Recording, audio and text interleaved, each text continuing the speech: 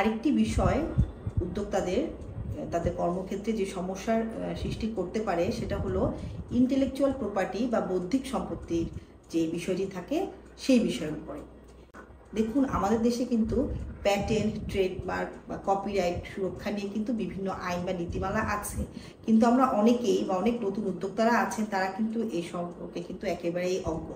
তো এই সম্পর্কে যদি তারা না জানেন তাহলে কিন্তু তাদের ব্যবসায়িক ক্ষেত্রে কিন্তু অনেক জটিলতার সৃষ্টি করতে পারে। এরপরে বলবো কর এবং ট্যাক্স আইন নিয়ে। এটা কিন্তু অনেক গুরুত্বপূর্ণ, কারণ আপনার ব্যবসার ক্ষেত্রে বা আপনি যে আয় ব্যয় যে করছেন, আপনার যে মাসিক যে আয় ব্যয় হচ্ছে বা বার্ষিক যে আয় ব্যয় হচ্ছে, এটার জন্য কিন্তু অবশ্যই আপনাকে করের ব্যবস্থা কিন্তু করতে হবে।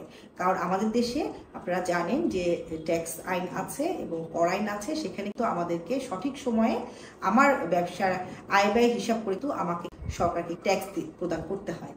তো সেক্ষেত্রে তো অবশ্যই যে ট্যাক্স ফাইলিং করা বা ট্যাক্স কখন ফাইলিং করতে হবে বা ফাইলিং করতে দেরি হলে আমার যাতে জরিমানার যাতে আওতায় করতে না হয়, এইসব বিষয় নিয়ে কিন্তু অবশ্যই আপনাদের সতর্ক থাকতে হবে বা সচেতন থাকতে হবে, নাহলে কিন্তু অবশ্যই আপনারা একটি জটিল সমস্যার মধ্যে কিন্তু পড়তে পারেন।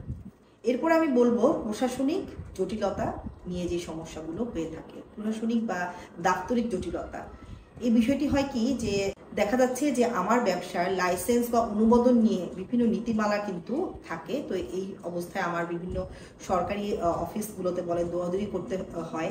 তো সেখানে আমি এইটা নিয়েও যদিও প্রথমেই বলেছি, আবার আরেকটু নির্দিষ্ট করে বলতে চাই যে সেক্ষেত্রে অবশ্যই যাতে কোনো দালালের খপ্পরে না পড়ে আপনাকে সর্বস্ব হারাতে হয় বা আপনি একটি অলাভজনক কোনো কিছুতে আপনার যাওয়া লাগে, সেক্ষেত্রে কিন্তু আপনাকে সতর্ক হতে হবে, নাহলে কিন্তু অবশ্যই আপনি একটি জটিল সমস্যার সম্মুখীন হতে পারেন।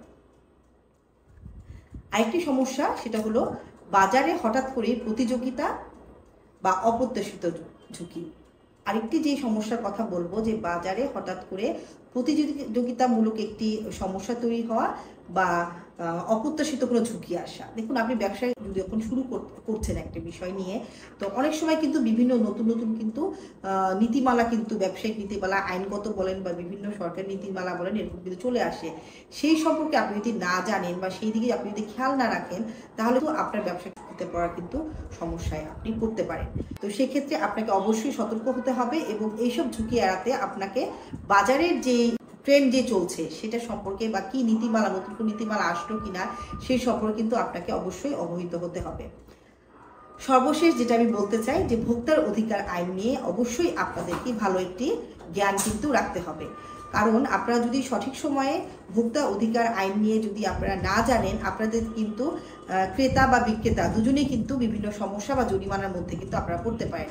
তো সেক্ষেত্রে আপনাকে অবশ্যই ভোক্তা অধিকার আইন নিয়ে জানতে হবে, সেই বিষয়ে আপনাকে জ্ঞান থাকতে হবে। পরিশেষে বলতে চাই, উদ্যোক্তাদের আইনগত সমস্যা সমাধানের জন্য তিনটি বিষয় কিন্তু অতি গুরুত্বপূর্ণ।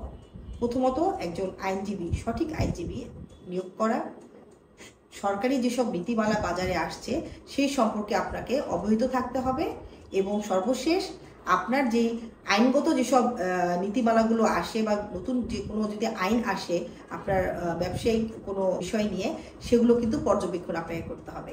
তাহলেই আমি মনে করি একজন আইনজীবী হিসেবে আপনার যে আইনগত যে সমস্যা, আপনি উদ্যোক্তা হিসেবে যে আইনগত সমস্যার যে চিন্তা আপনি করতে পারেন কিনা, সেটা থেকে কিন্তু অবশ্যই আপনি পরিত্রাণ পাবেন। সবাই ভালো থাকবেন। ধন্যবাদ।